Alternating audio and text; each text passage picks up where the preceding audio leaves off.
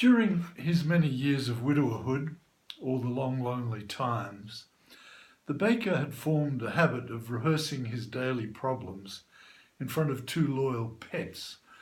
a flop-eared light brown dog oddly called Duke Wellington, and wondrously a raucous white Australian cockatoo called Caustic,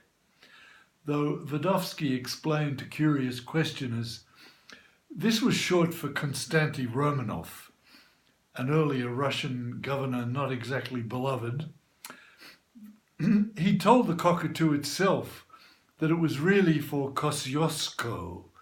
the great Polish hero patriot and the most famous mounted landmark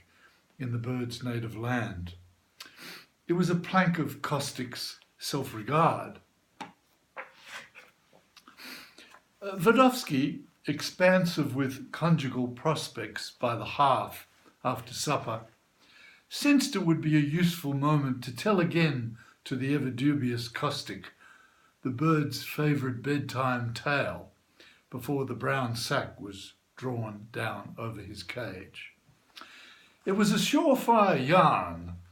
the story of how Caustic had come to Poland as a young ex-nester, the prized new pet of an English sea captain, returning first to Liverpool from far New South Wales, an endless distance on the green and dolphined ocean. How the mariner had then taken him on a Baltic trade voyage to storied and steeple Königsberg, where the parrot delighted all the tavern men by sitting on the Englishman's blue cloth shoulder and dipping his yellow crest ceremonially into his lager. Long John Silver himself could have laughed no louder. The story never failed to beguile the bird, to stir his memory of that first hearty owner, who'd taken ill and died of pneumonia there in the cold northern port before he could return to England. A tear would spring in the cockatoo's eye at this point, and how Caustic, perceived at once to be of use as a curiosity and sales assistant by a Poznan commercial traveller in the captain's last lodgings,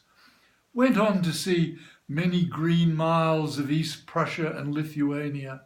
another kind of ocean, Caustic thought, before coming into final harbour here in the affectionate hands of Ignacy Vodovsky,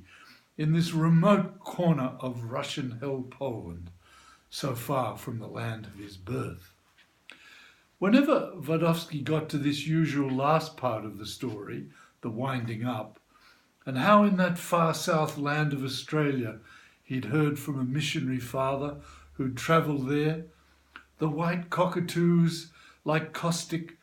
consorted in enormous wheeling flocks, screeching to each other all the live-long day, brothers and sisters, mothers and mates, every relation to each other under the burning sun. Caustic, as always, could not restrain further tears welling up in his big bird eye. Thank you.